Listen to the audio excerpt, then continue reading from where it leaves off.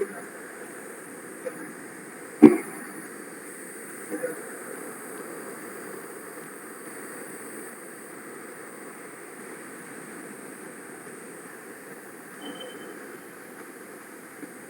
morning, ma'am.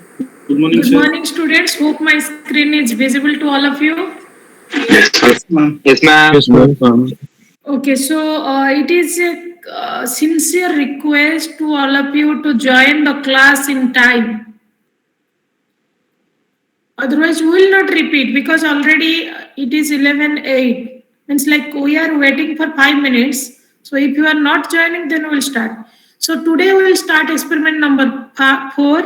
This is dissolved oxygen. So you know what is dissolved oxygen? What is dissolved oxygen? So the amount of The oxygen oxygen dissolved in present water. in water. So what is the requirement of dissolved oxygen?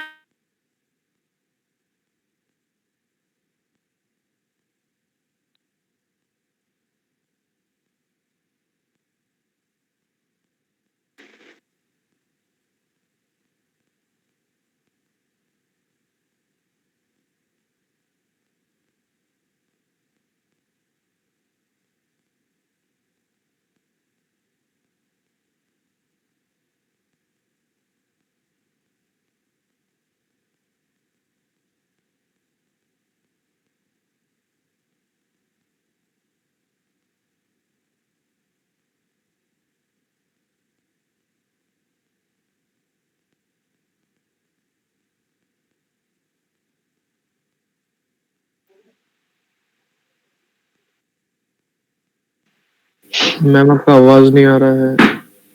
Yes, ma'am. Yes, ma'am. मेरे को लगा मेरा net खराब हो गया। Immediately register.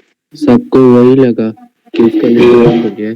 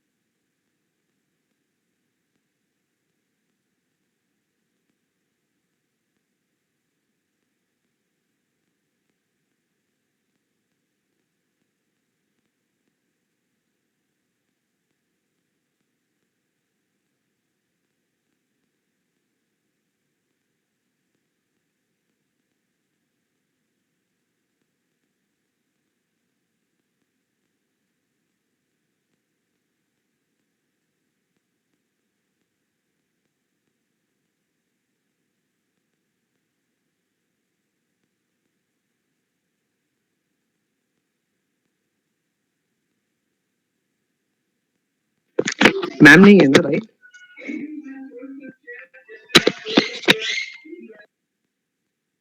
अभी तक तो नहीं लग रहा है।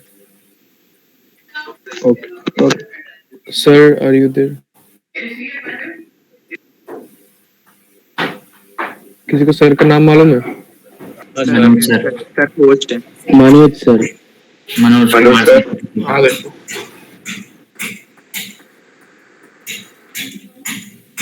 मनोजा सर। ऐसे मत बोलो भाई. ये नाम लिखा हुआ है वहाँ पे। दिखा हुआ है.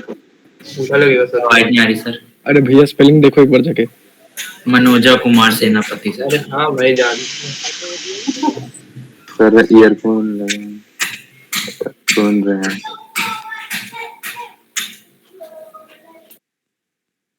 Good morning sir.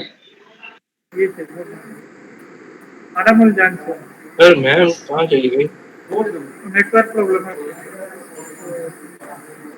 Sir mark sir आपकी आवाज नहीं आ रही sir. You are not able to listen me. बहुत कम। सर बहुत नाउ कम। Now very low volume.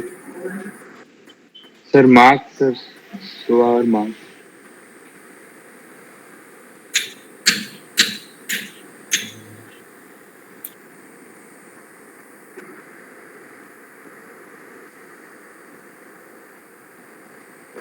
Sir, marks, sir. Marks, sir. Sir, mark. Marks. You will say, you will see your mark after the end of the experiment. After the end of the experiment, you can see your mark.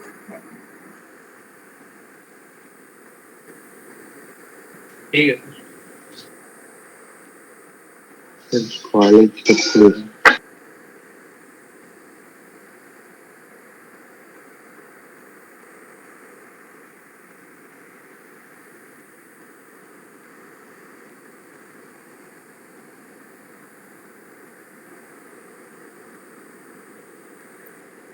Okay, actually due to internet interrupt, I've disconnected. So now somehow I'm managing from my phone. Okay, so like we'll see. I think which part I have missed. Can you please let me know which part you have missed? Actually, I have disconnected at what point? And we have done only what is dissolved oxygen. Yes, ma'am. Okay then. So it is difficult to know whether I'm connected or not because you people are not responding and I'm looking at the screen, so it's difficult. Okay, so anyway, so we'll discuss again it. So the amount of oxygen is present in water is called dissolved oxygen, and the different sources for this dissolved oxygen are aerial oxygen and photosynthesis of aquatic plants, because you know some of the plants they grow under the water and some are the like just float on the water. They also do photosynthesis and artificial aeration. So these are the different sources by which the oxygen is coming to the water bodies. And you know, dissolved oxygen is very significant for the survival of aquatic organism as well as, they also help to maintain the aesthetic value of the water bodies. Okay, because if the amount of dissolved oxygen will be less or it is not adequate, then the aquatic organism they will die. So once they will die, the color of the water will be changed and the odor will be changed and there will be bad smell and we cannot use for any of the domestic purposes or industrial purposes. So this dissolved oxygen is very much important to maintain the aesthetic value of the water bodies, means the acceptability of the water bodies. Okay, so what are the different causes for depletion of dissolved oxygen? That is eutrophication. Eutrophication means unwanted growth of the algae. You know algae, do you know what is algae? You have already seen it, I think. Yes, So ma'am. that's global warming. So the dissolved oxygen will escape from the water body due to heat, and then river foam, floating of oils. So these are the different causes for the depletion of dissolved oxygen. And out of that, what are the effects? They will get bad smell. The pieces will be dried, and the color of the water body will also change. So these are the importance of this experiment. I want to say in those two slides that how dissolved oxygen is very much important and what is the importance of this experiment.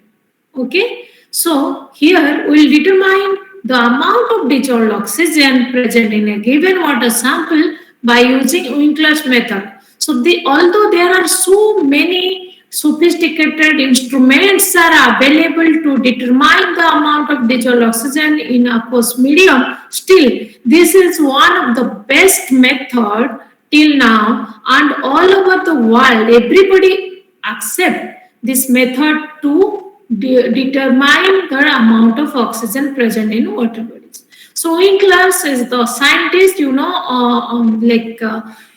of this, based on the name of this scientist, the method is also named. This is Winkler's method. And in this method, the basic principle is the amount of dissolved oxygen present in water that will combine with manganese hydroxide to produce basic manganese oxide, which can fix the oxygen. On acidification, it will liberate free iodine. Let me check.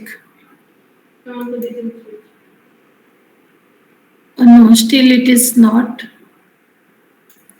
Okay, so here again it is a two-step method you can think of. So here we are using starch as an indicator. So first step,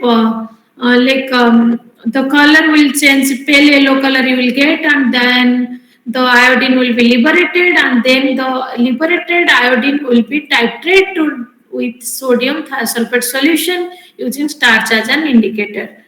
So here, because directly it will titrate, because in every step we use the indicator initially, because here we are using the indicator towards the end point of the titration, because here the molecular oxygen that is not capable of liberating iodine, but when once we are titrating and again towards the end point, it will be able, the nascent oxygen can be will liberate, and that will help to liberate iodine from Ki solution. That is your Winkler's B solution. Winkler's A is your manganese hydroxide.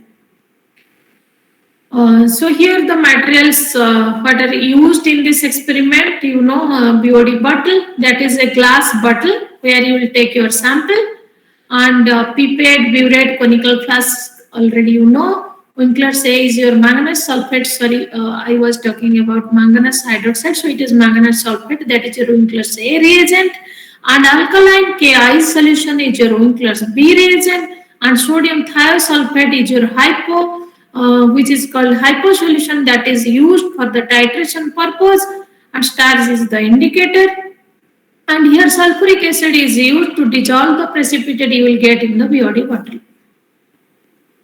So the procedure is like this. Procedure part sir will tell you. Just I am discussing the chemical equation.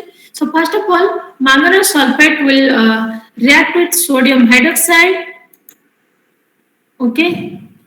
So sodium hydroxide, and you will get manganese hydroxide, and this you will get when it will come in contact of oxygen present in your water, then you will get the the brown precipitate, that is manganese hydroxide. Okay, so then you will add some of the sulfuric acid to dissolve it to get the clear yellow solution, and that manganese hydroxide will form manganese sulfate, because when you are adding H2SO4 into that, then the oxygen, the oxygen, nascent oxygen will be liberated here, and when you will titrate with when you will add to Ki solution, then iodine will be liberated, and when you will add starch indicator, then this iodine will form a complex, starch iodate complex, and that color will change to blue.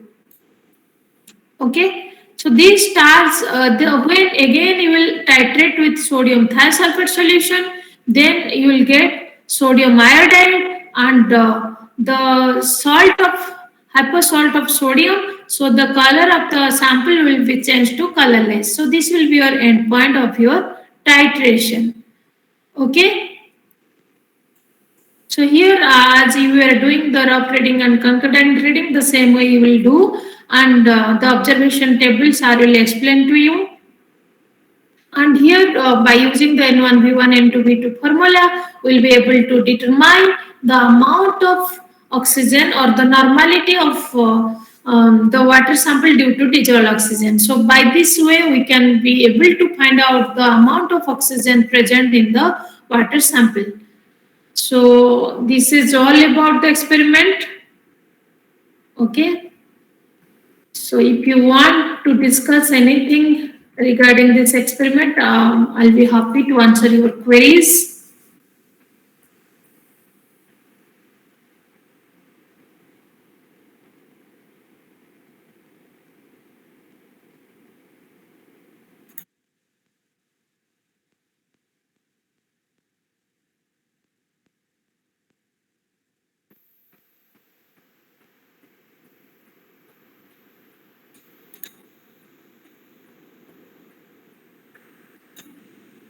Hope I'm audible. Yes, ma'am. You are audible. I think till the end of the PPT you could able to listen. Yes, ma'am. Yes, ma'am. Yes, ma'am. Okay. Yes, ma'am. Okay, then good. So any queries? No, ma'am. Do you understand the principle? Do you understand how we are doing this experiment? How we are able to find out the amount of oxygen present in the water in the dissolved form?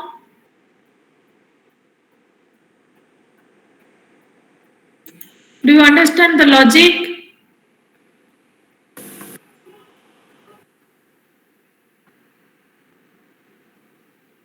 Yes, ma'am. Okay. If there are no more questions or no more queries, I think you have understood. So the amount of hypersolution consumed, so that is equivalent to the amount of oxygen present in the water. So that is the logic behind it. I think now we should proceed for the procedure part. So now I'll request Manu sir. He will explain you the procedure part as well as if anything I missed or you have not understood during the discussion, you can talk to him. Okay, Manu sir, please. Thank you, madam. So again, good morning to all of you. Good morning, sir. So Good morning, sir. today we are going to carry out the fourth one, diesel oxygen in a given water sample. We are going to measure how much the diesel oxygen present in a given water sample. That is our experiment. So already you know we have covered 3 experiments of different titration. So I'll just back after 1 minute. You just bear with me. After 1 minute, I'm done. Okay, sir.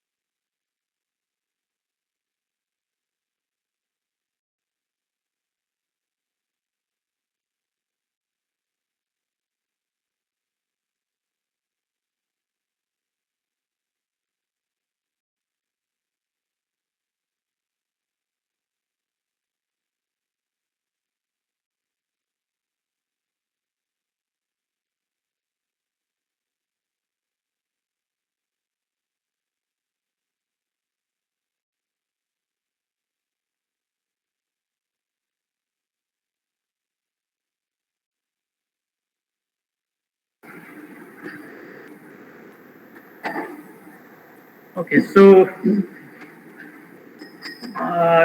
we have already completed 3 different types of titration. Can you tell me what type of titration till we have covered?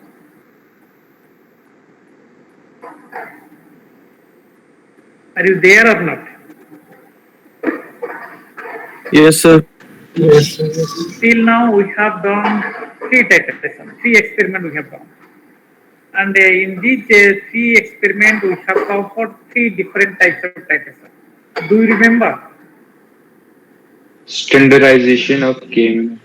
No. What type of titration we have covered till now? What is the type of titration? Experiment number 1, you remember, it is hardness of water. What is the type of titration we have covered? What type of titration it is? Anybody can say? What type of titration? Hardness of water. So when the class is going on, you are not noting anything. I have repeatedly telling in every class what is the type of titration we are covering. Experiment number 1, hardness of water. We have covered complexometry titration. EDTA metal ion complex is formed. Experiment number 2, alkaline of water. We have covered neutralization titration. Experiment number 3, standardization of KMnO4 and estimation of ferrocyan. We have covered redox titration, oxidizing agent and reducing agent. And in this experiment, we are also covering redox titration. But this redox titration is a special type of titration. In this case, in this redox titration, the oxidizing agent is the iodine and the reducing agent is the sodium thiosulfate solution. So when the oxidizing agent is the iodine in a redox titration, we can also call it as the iodine titration. And in this experiment, we are going to measure the dissolved oxygen content present in a given water sample. So can you tell me whether we are measuring the molecular oxygen or atomic oxygen? Can you tell me what we are going to measure? Molecular Molecular oxygen. Can you tell me what you mean by dissolved oxygen in water? Sir, O2 dissolved in water. Yes. It is the molecular oxygen present in water due to atmospheric pressure. So it is very clear that whatever molecular oxygen present in water due to atmospheric pressure, that is called as dissolved oxygen. And as you see, whatever oxygen is there due to atmospheric pressure, so with the increase in pressure, dissolved oxygen will increase or decrease. If you increase the pressure, dissolved oxygen in water will increase or decrease? decreases. Yes, Decrease. increases. Because whatever dissolved oxygen is there in water, that is due to atmospheric pressure. So that means in a water sample, you will not find that dissolved oxygen is same in all places. If you will go to a higher altitude and you are going to collect the water sample, it will contain less dissolved oxygen or more dissolved oxygen? Less. Because with the increase in altitude, the pressure will be less and the dissolved oxygen will be less. With the increase in temperature, if we increase the temperature, Decrease less. with increase in temperature, dissolved oxygen will decrease. With increase in dissolved solids in water, Increases. if the water contain more dissolved solids, water will contain less dissolved oxygen. And due to that reason, seawater or marine water contains less dissolved oxygen in comparison to fresh water. Okay, because marine water contains more dissolved solid. And you have, can you tell me why you are measuring dissolved oxygen? What is the necessity of this? What is the purpose? Why we are measuring dissolved oxygen?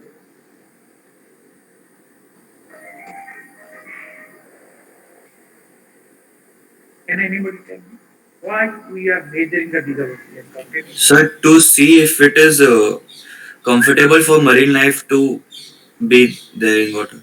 Yes, your answer is correct. But are we measuring for that reason?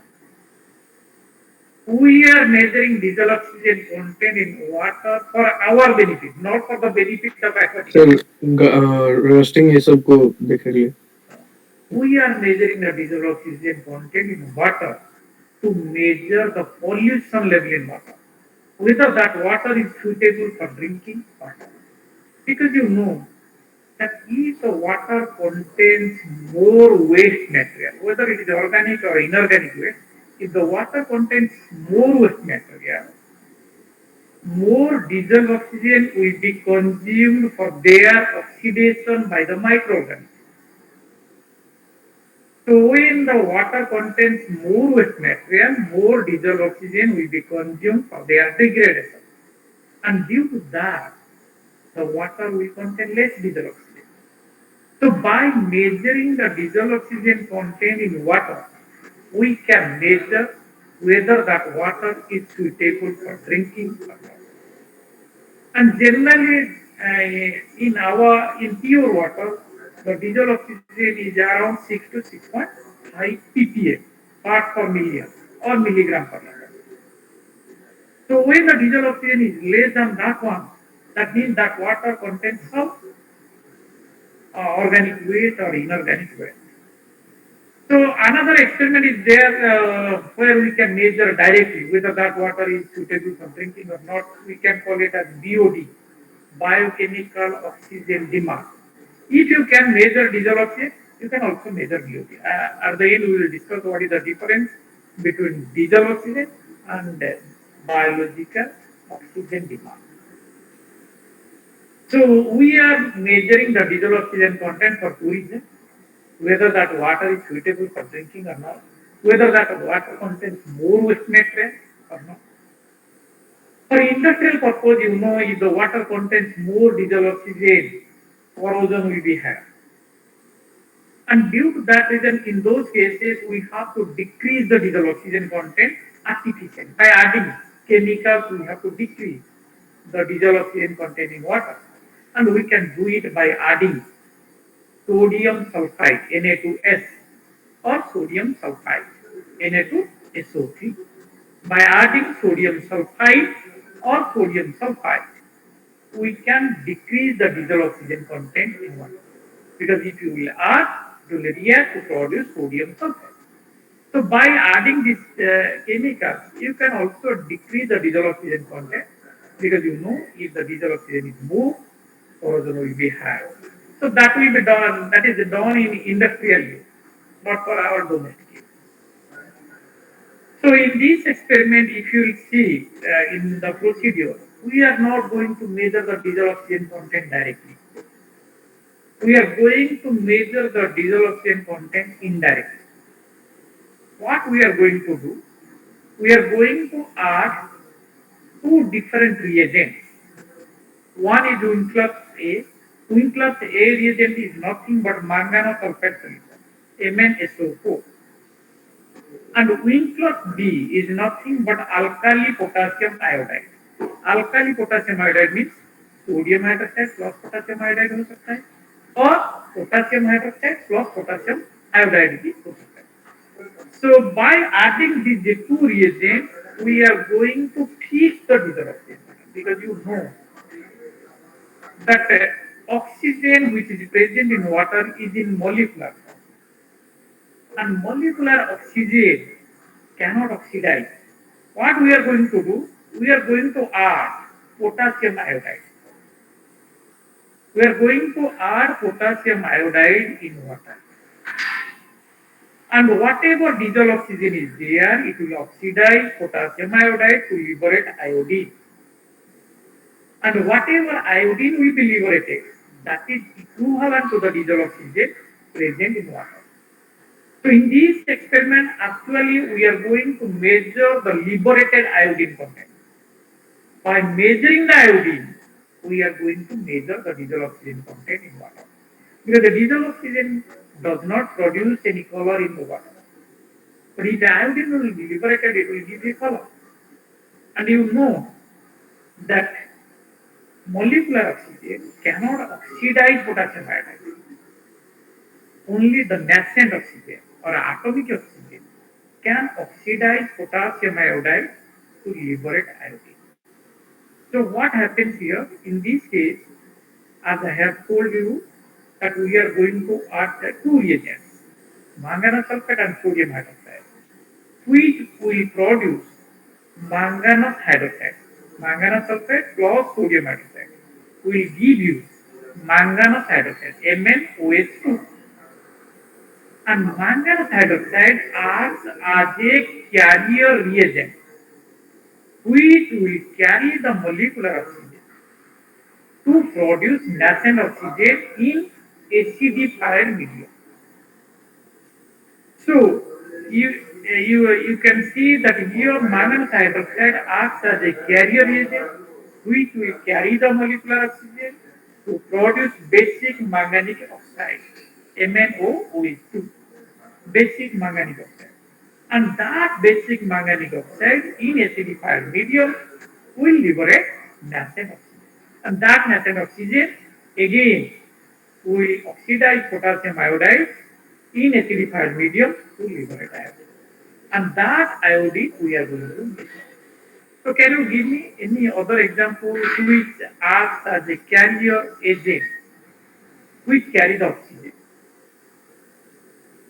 Can you give one example of carrier reagent which carry the molecular oxygen?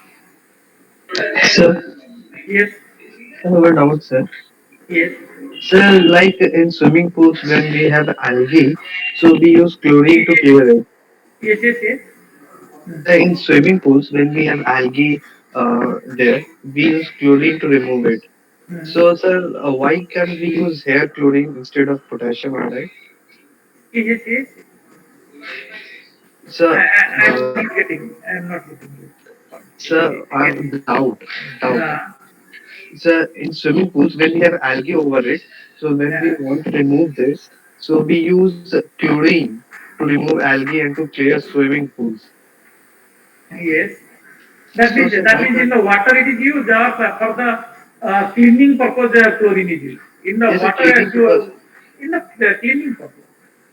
Yes, sir. Then cleaning purpose. So it basically removes algae from the pool water. Yes, So yes. sir, it is also an organic compound and uses dissolved oxygen. So why can't we use here chlorine? My question is that. Uh, that is what you are telling. We have to use chlorine. Yes, why can't we use? Because algae is also an organic compound and uses dissolved oxygen, right? Yes. So why can't we use? No. You see. So is algae in the water is beneficial in the swimming pool? No. So that is why we are going to remove it. Is it right? Yes. Yes. Then where is the problem? Yes, sir. I got it. Sorry, sir. I got it. So can you tell me, is there any reagent which you know which carry the molecular oxygen? Do you know? Sir, manganese hydroxide, sir. Here I am so giving manganese hydroxide acts as a carrier. Do you Yes, see sir. any other example like this one, manganese hydroxide? Do you know hemoglobin? Yes, sir. Yes, sir. It also carries oxygen, sir. What is the function of hemoglobin in blood? Hemoglobin acts as a carrier agent which Of carry the oxygen to different cellular parts of our body yes, so sir. that a respiration of cellular part occurs at a different parts of our body. So hemoglobin acts as a carrier agent, right? So Yes, sir. now we are going to show you how to carry out this experiment.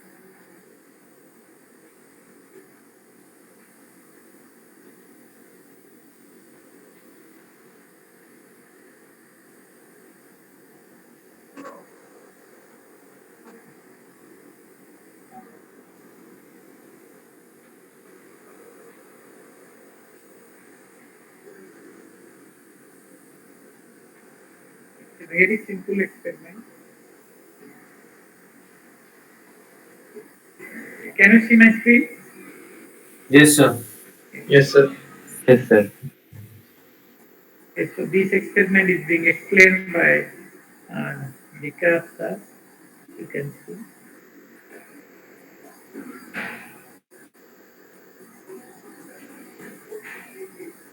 So for this experiment, what are the glassware you require? You can see that we require the burette, same type of burette, 50 ml capacity burette. And here we are going to use a pipette. Pipette you can use 50 ml pipette. The pipette is of a different capacity, 50 ml. You have to use conical flask.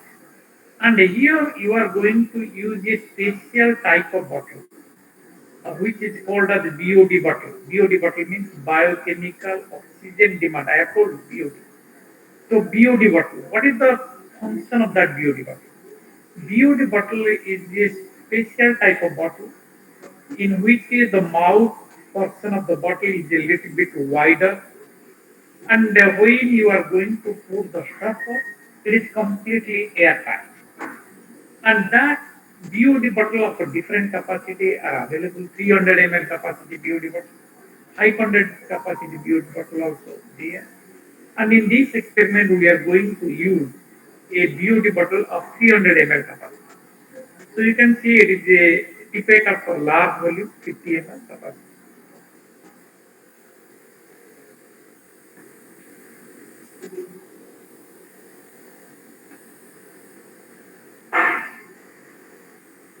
You can see now the BOD bottle.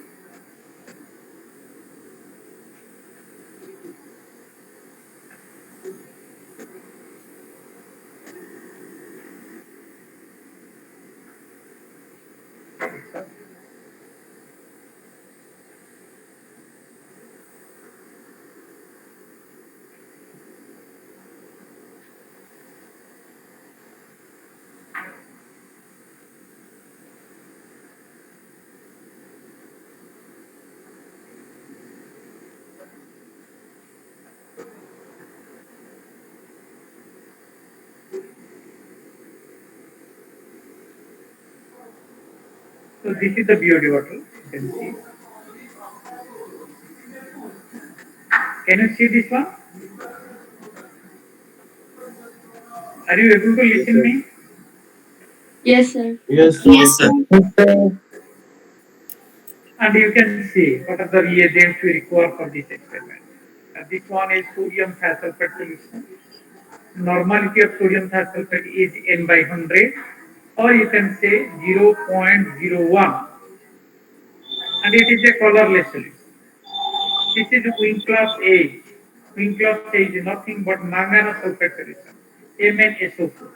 And this solution is very light pink in color. And Winkler B is nothing but alkali potassium iodide. Alkali potassium iodide.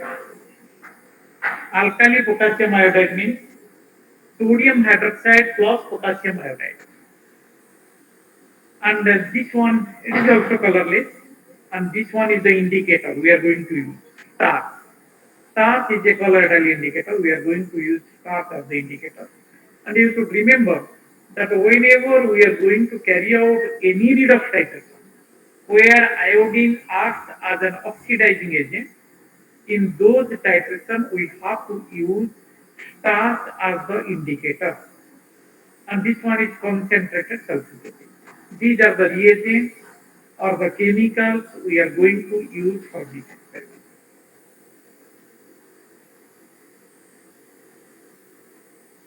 And you can also see there are two different syringes which will be used to add Winkler's A and Winkler's B.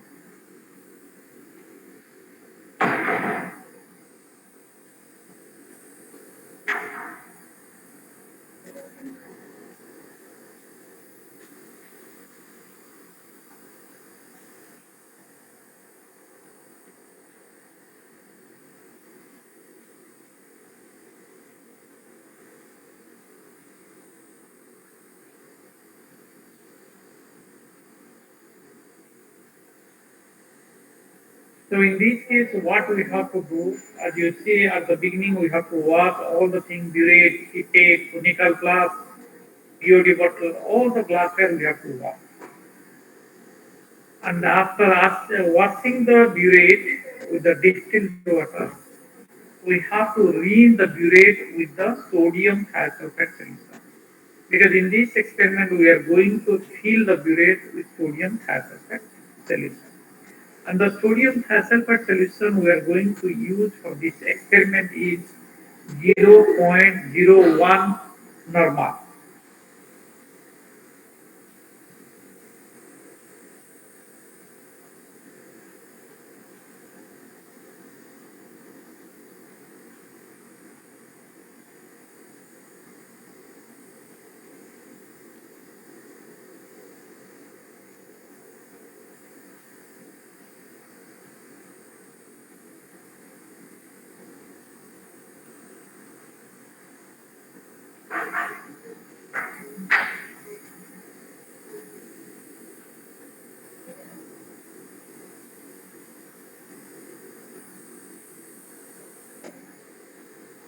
So now you can see the N by 100 sodium thiosulfate solution.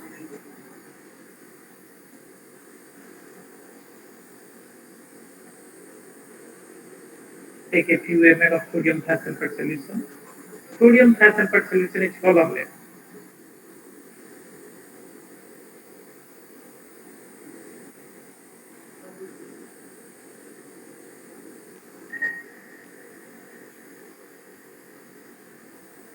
So after rinsing, you pour that sodium thiosulfate solution.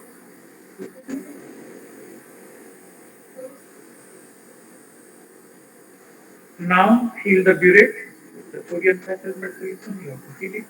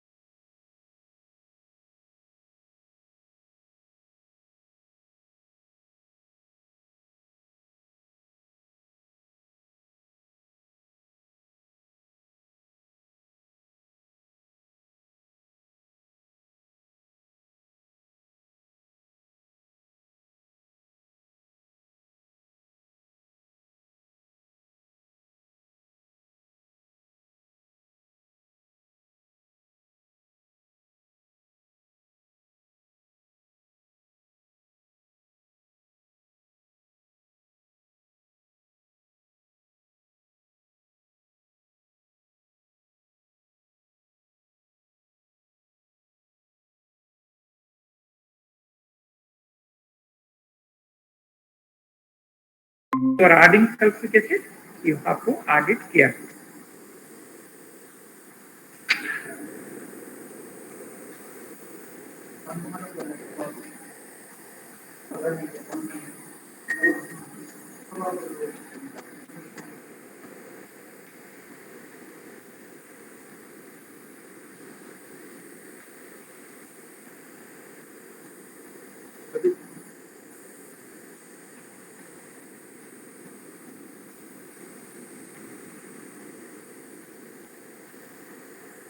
So drop by drop, go on adding approximately 45 drop हो जाएगा तो कुछ problem नहीं.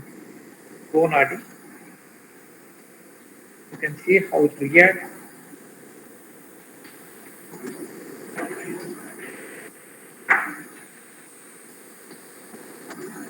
And after addition of concentrated sulfuric acid, now the volume is again increased. Pour the stopper slowly and discharge the excess solution. And now you mix the solution thoroughly till all the precipitates are completely dissolved. Till all the precipitates are completely dissolved. So now you can see that the color of the solution is changed to yellow, dark yellow. Can anybody tell me why the color of the solution is changed to yellow? Initially you have seen the water is colorless, but now the sample water is changed to yellow color. Why?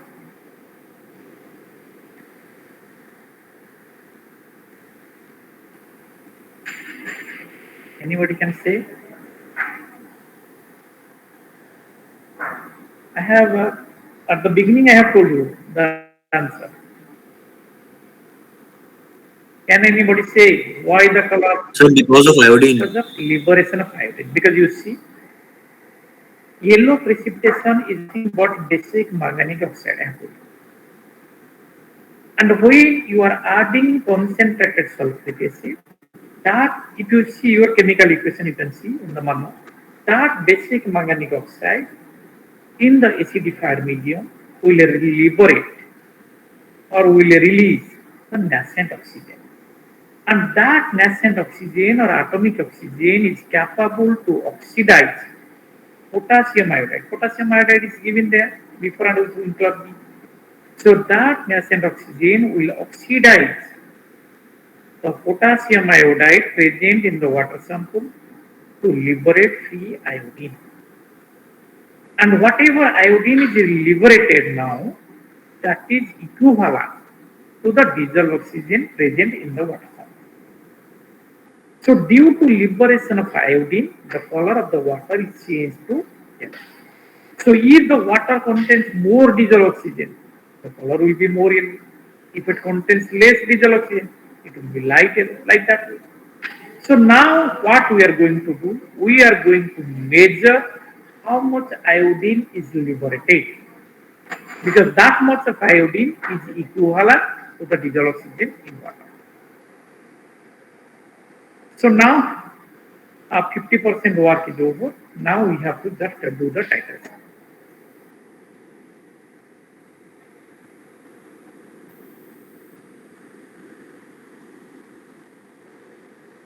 So suppose you have added 40 drops of concentrated sulfuric acid, but all the precipitates are not completely dissolved. What you will do? Again you add another 10 drops of sulfuric acid. You have to add sulfuric acid till all the precipitates gets completely dissolved.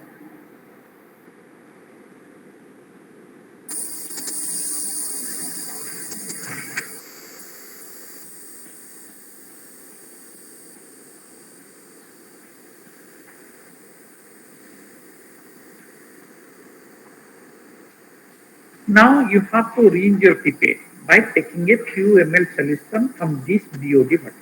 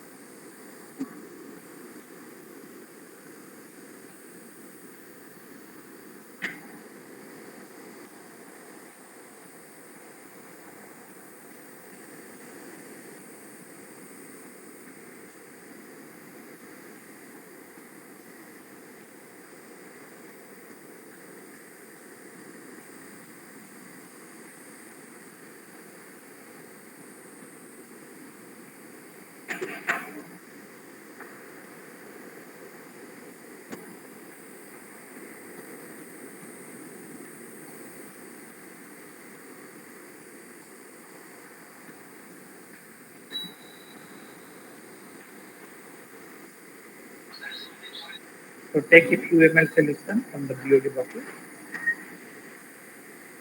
and arrange the pipette.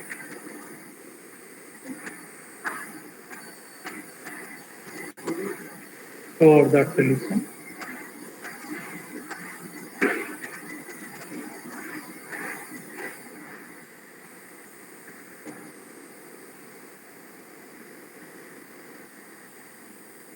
And again, before that one you have to wash the conical flask. You can see the marking where the 50 ml marking is there.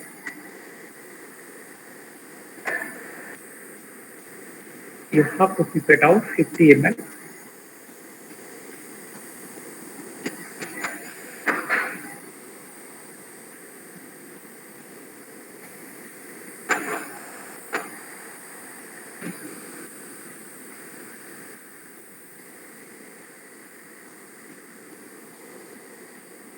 Adjust the volume up to the mark.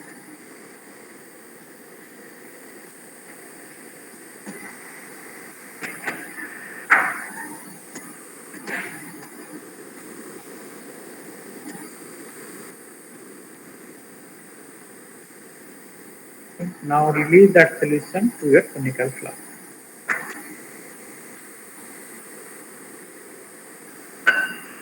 And you will also find a difference in this titration. In all the titration till now, you have seen that before we start the process of titration, after doing the pipetting, we are adding the indicator.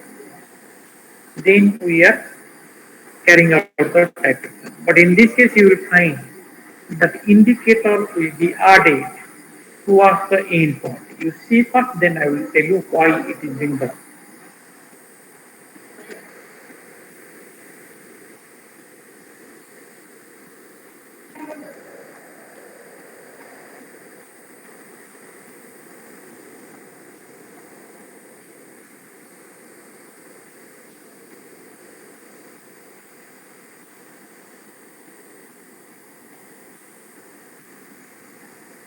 Of the tip of the pipette to the base of the conical flask.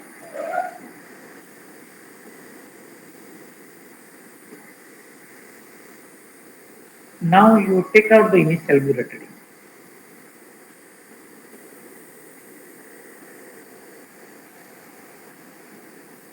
You see number of observation is given. And volume of water sample you have taken 50 ml.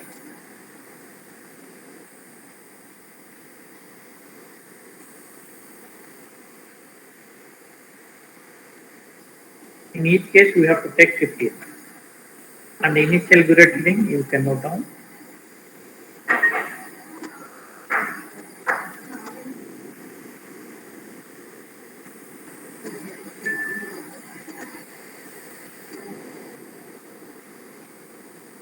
Initial burette reading you can see it is 0.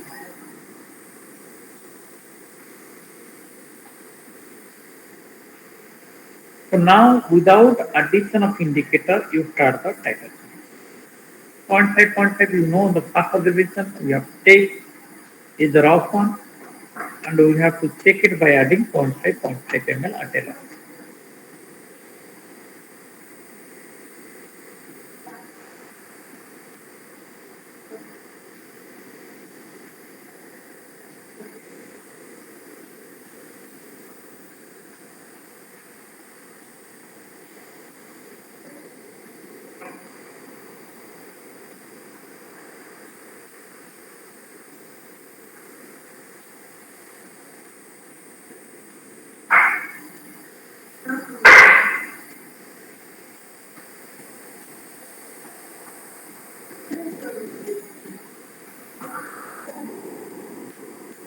And you have to continue your titration till the color of the solution is changed to light yellow. You see, we are adding 0.5. Again adding another 0.5.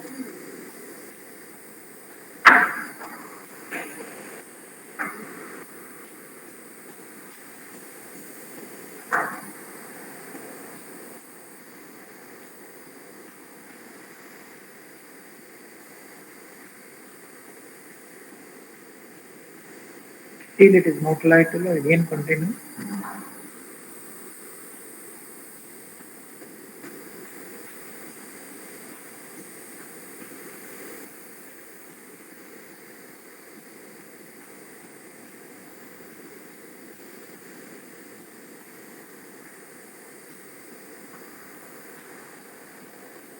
So now you can mark that the color of the solution is changed to light yellow. Light yellow means now the concentration of iodine becomes less, because whatever iodine is there, it reacts with the sodium thiosulfate to produce sodium tetrathionate and sodium iodine.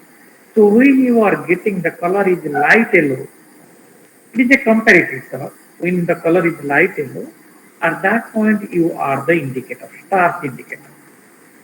And you see what happens when you are adding the indicator. The color of the solution is changed to blue. Now again you continue the titration.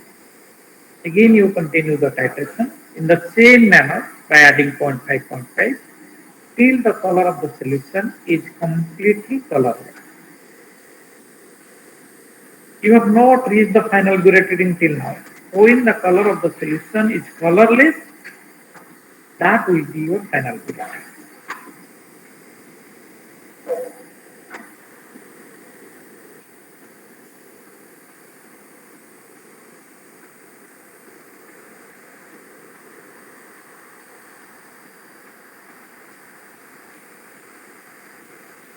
Till it is blue.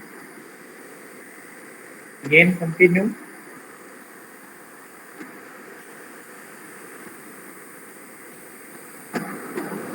So can you observe now? The color of the solution is changed completely to colorless.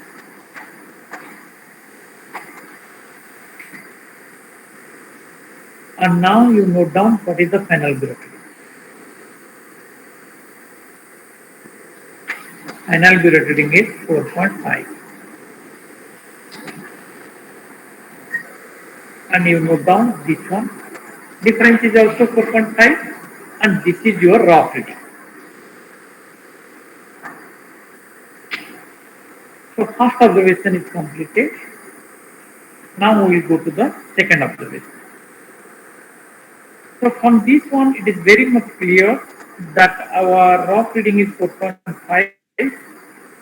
That means the color of the solution will change to colorless between 4 to 4.5. More than 4, but less than 4.5. Less or equal to 4.5. So now the question arises, as I have told you at the beginning, why we are adding indicator?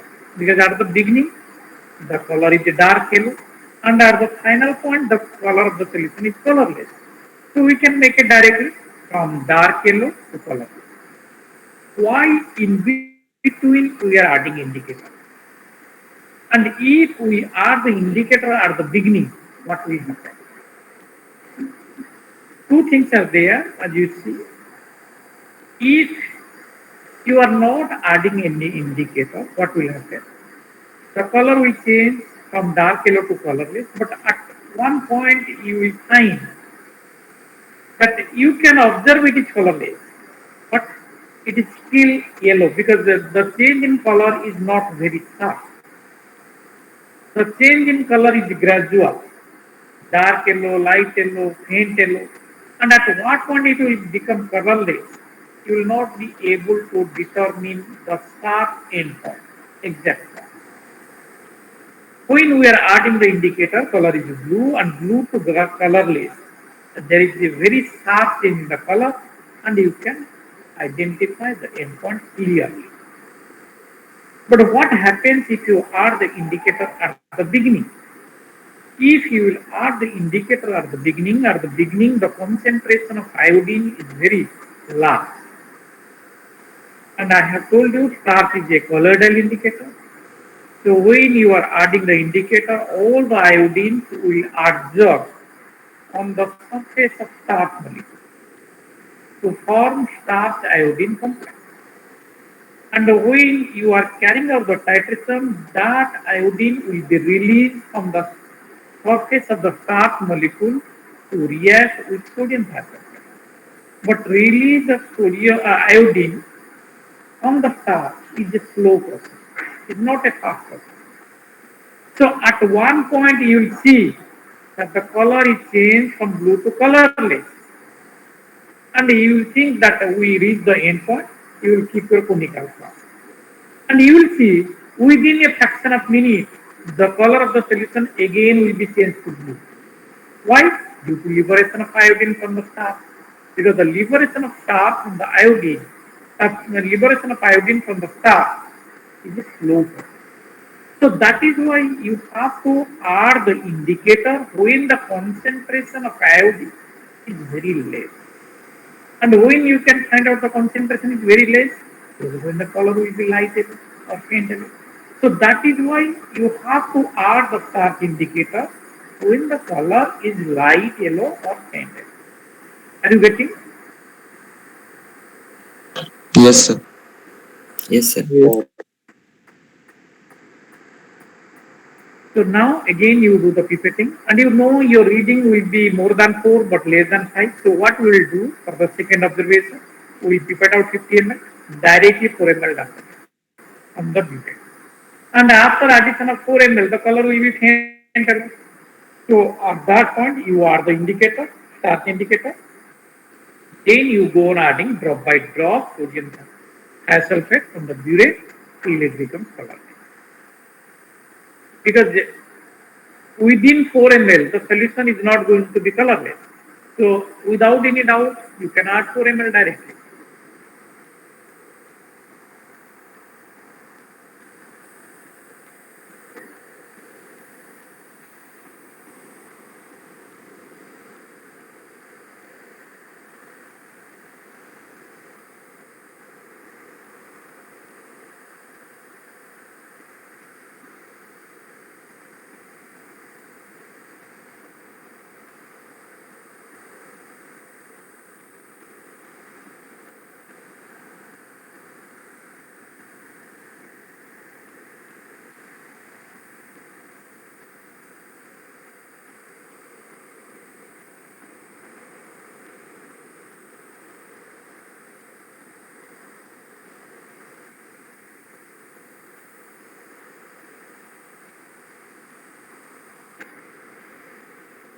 So for the second observation, volume of water sample is 50, initial burette reading is 4.5.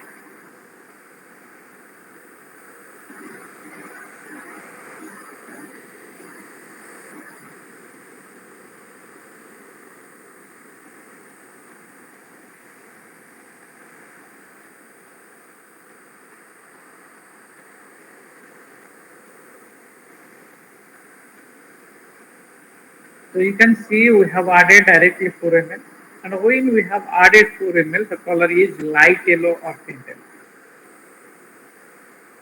And at that point, we are adding the indicator.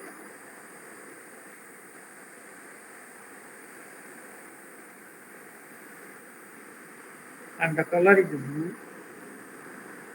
Now go on adding drop by drop from the burette till it becomes colorless.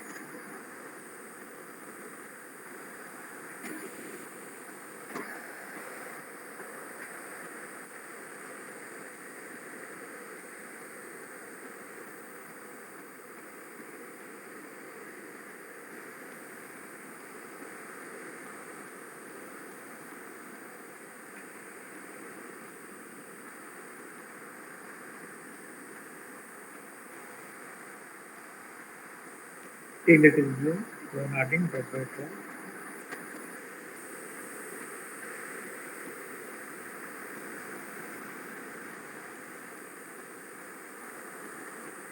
One more drop.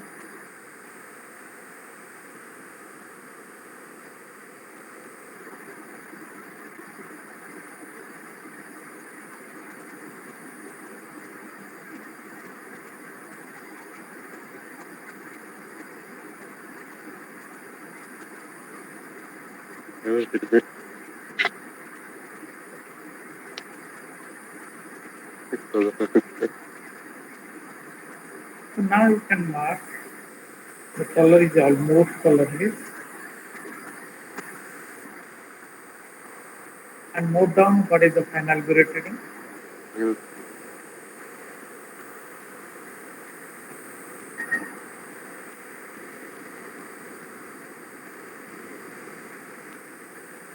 The final Buret reading is 9.0. So it is same to your rough reading you are getting 4.5, 9.0, difference is 4.5. So in the same manner, you take another two more observations. Again, you keep it out. So throughout the solution in the conical class, so only one time you have to prepare the solution in the BOD bottle, and from there you have to take out 50 ml, 50 ml for each observation and carry out the test.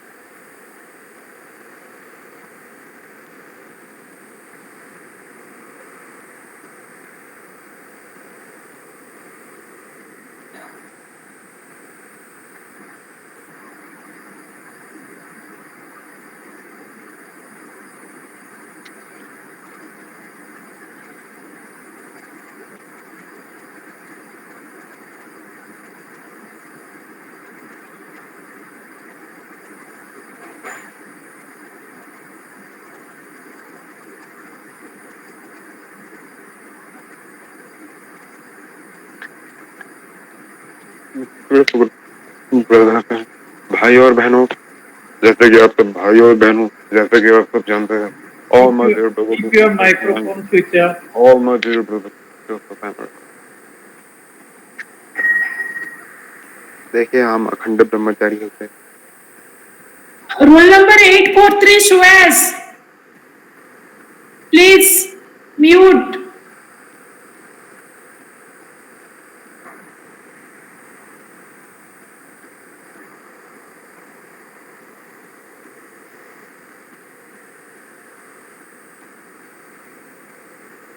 So for the third observation, again we are taking 50 ml of water sample. And initial Buret reading for the third observation is 9.0.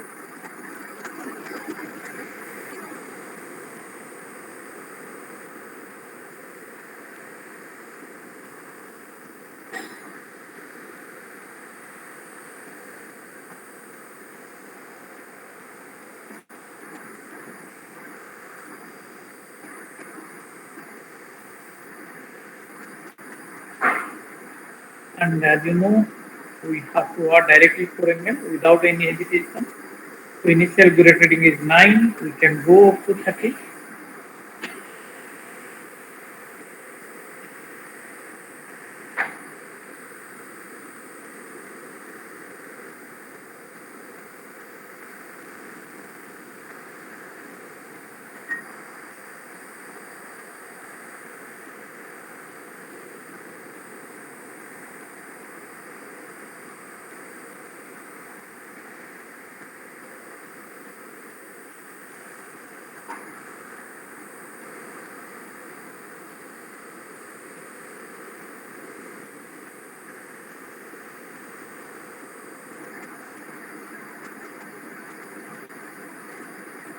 Okay, so now you are the indicator.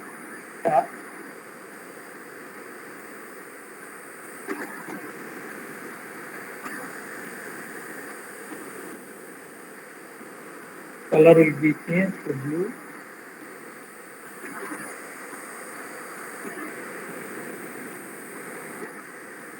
and continue the titration by adding drop by drop sodium thiosulfate solution from the burette.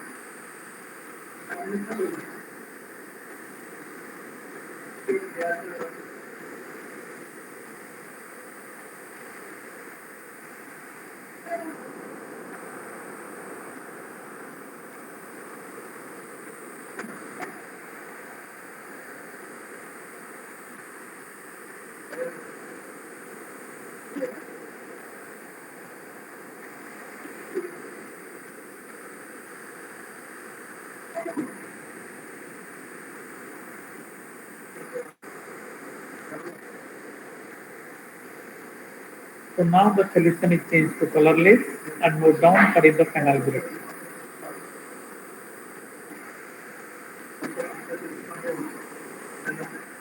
The final burette reading is 13.5.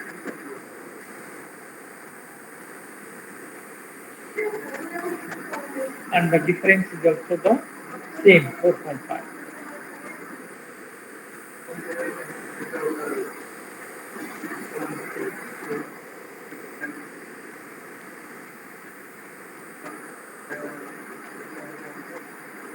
Sir, I have a question. Yes. Sir, I am saying that already from the beginning we have got 3 concordant readings. Is it necessary that we do the 4th one? Actually, you see, it is not necessary. But why you are doing? Once we have taken our first observation, we have written it as a rock. Are you getting? We have written it as a rock because we do not know whether the second observation will be same 4.5 or less than that one. We do not know that one. That is why you are writing. Otherwise, it is not necessary. Okay, sir.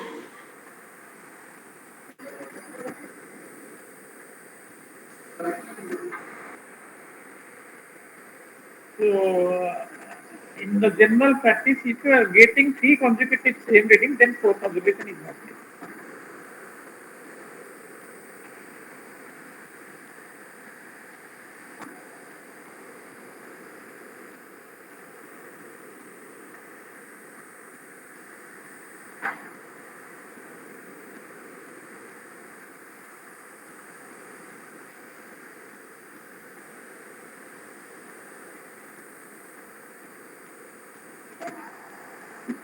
So for the 4th one, initial burette reading is 13.5.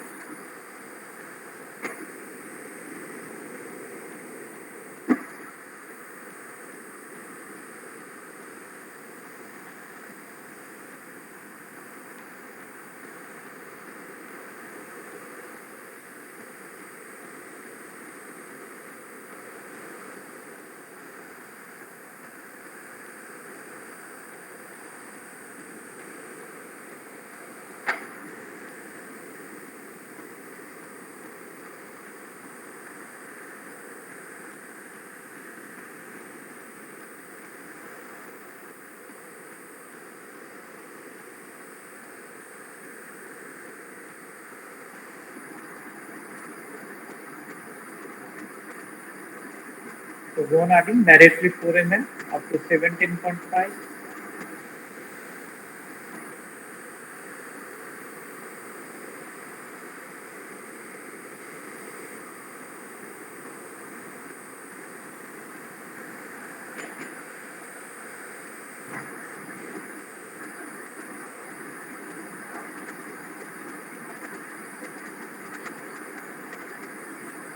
Now you can see color is very light yellow, faint yellow.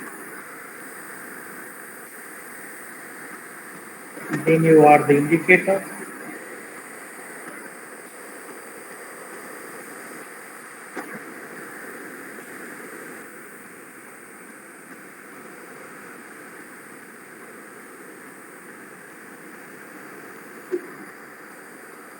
So that is the advantage of start indicator. If one molecule of iodine will be there, your eye cannot mark. But if you add the indicator, color will be blue.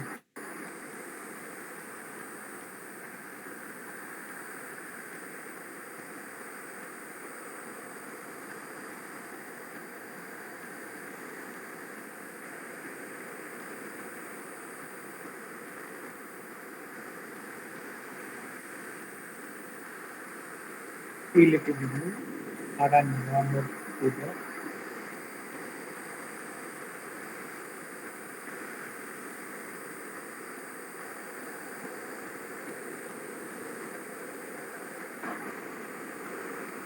Now it is colorless.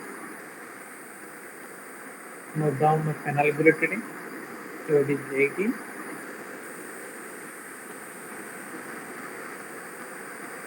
And the difference is the same one, 4.5. So you can make a bracket and write down the component.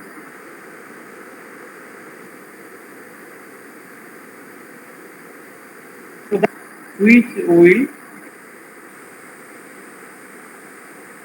reduce the iodine to sodium iodide and sodium tetrathionate. So 4.5 is our concordant reading. So now I will show you a demo calculation. How can you do the calculation?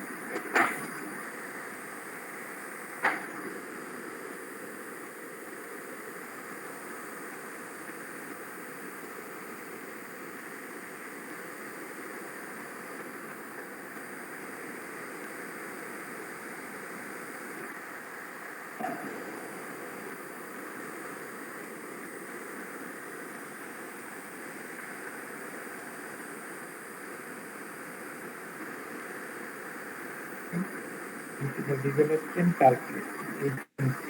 N1 normally sodium hydroxide solution. What is that one? 0.01. Yes. V1 volume of sodium sulfate solution in our experiment. How much it is? 4.5. N2 normality of water sample due to dissolution. You have to find out. It is not known. And V2 volume of water. You have pipetted out 50 ml. So it is 50 ml. So you can calculate what is N. N1, V1, N2. So trace of diesel oxygen is equal to N2 into 8. 8 is the equivalent weight of oxygen. So that will be, because you know the unit of strength is gram per liter. Sir, V1 equal to 4.5. For this experiment, which I have shown to you, but I will share you a different observation table. Sir, this was the demonstration table, no? Yes, definitely. It is a Yeah. demonstration. Okay.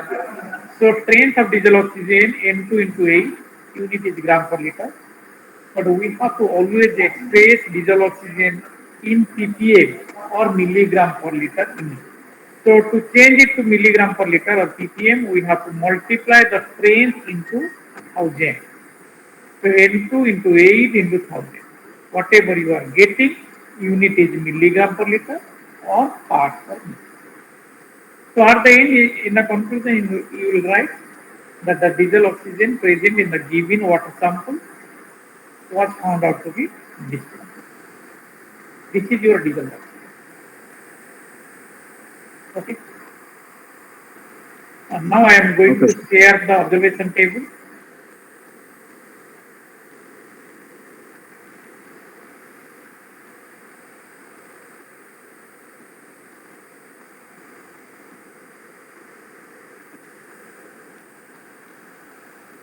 So can you see the observation table? 766 to 808. Yes, sir. You can notice. And I have seen in the previous experiment when you are doing, you find out the normality up to 3 decimal points. You are finding out the normality up to 1 decimal point. The result is changing. Normality 3 decimal point, trains 3 decimal point. Otherwise, there will be no difference. If the reading is 4.4 or 4.3 or 4.2, you will get the same diesel oxygen.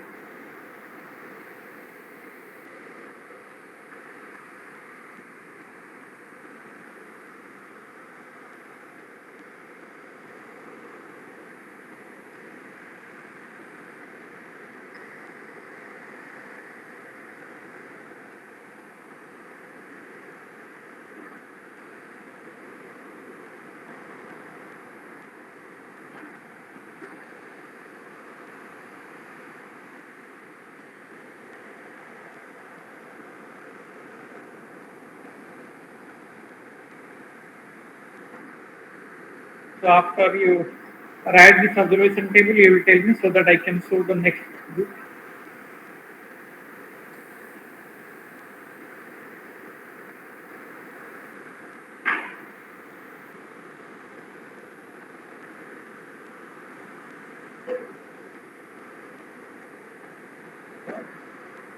Done, sir. Next group.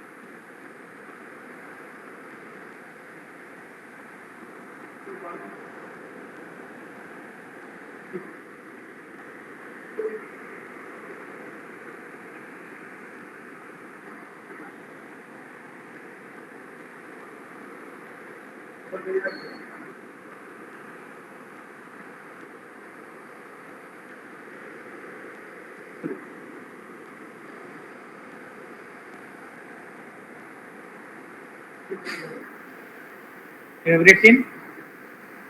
Yes, sir. Now we'll go to the marks. So first you check your mark, then we'll discuss regarding any problem with your marks. Have to see your mark.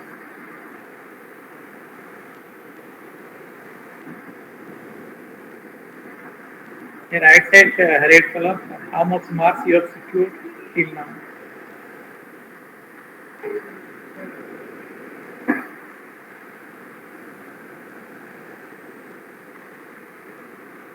So 66 and 91, sir, you check it.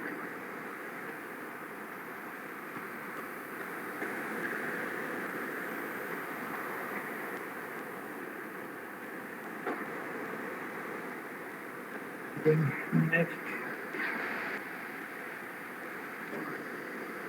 92 up to 817.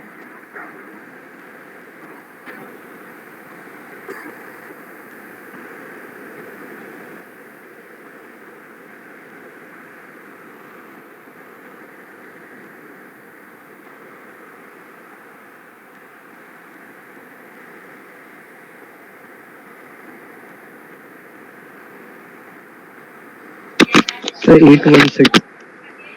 Yes, 816. you are getting 3.5. Yes, sir. If Sir, there is 818, sir. okay, I am going to the. If there is any problem you are finding, I will tell you what the hint. After you see your mark.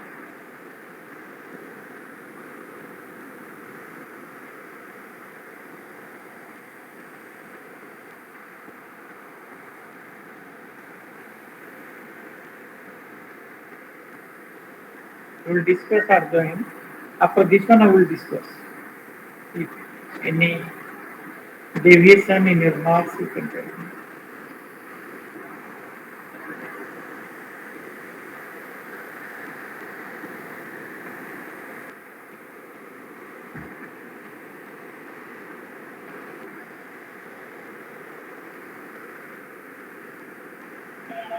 So 826 can't be seen. 826. What happened? So I wasn't able to see that. You are not able to see. Yes, sir, now I am able to see. Earlier I wasn't. Sir थोड़ा ऊपर scroll कर दीजिए sir. Sir, 799.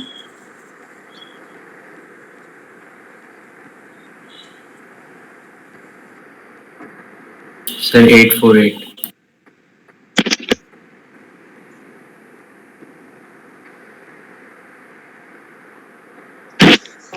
Sir 786. Sir, ये out of 12 है ना? Yes, sir.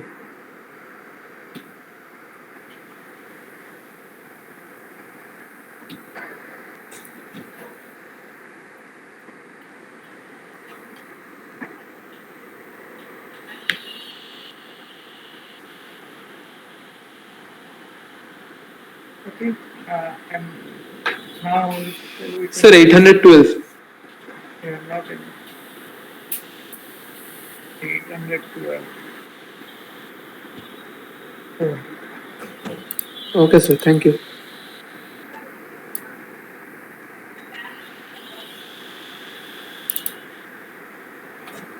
Sir, Yes, the 768.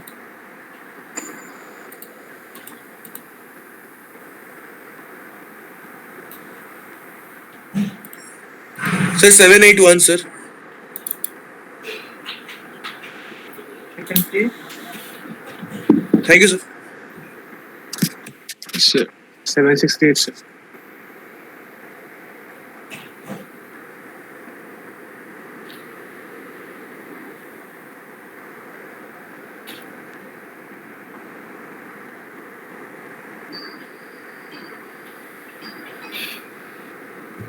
We will discuss if there is any problem with the mass.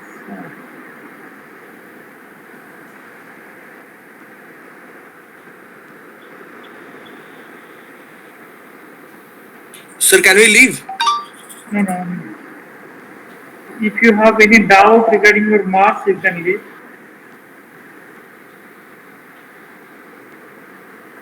Sorry, sir. What did you say? If you have no problem, you can leave.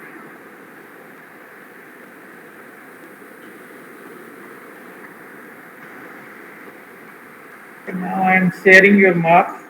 If any problem, you can tell me. I can show your paper.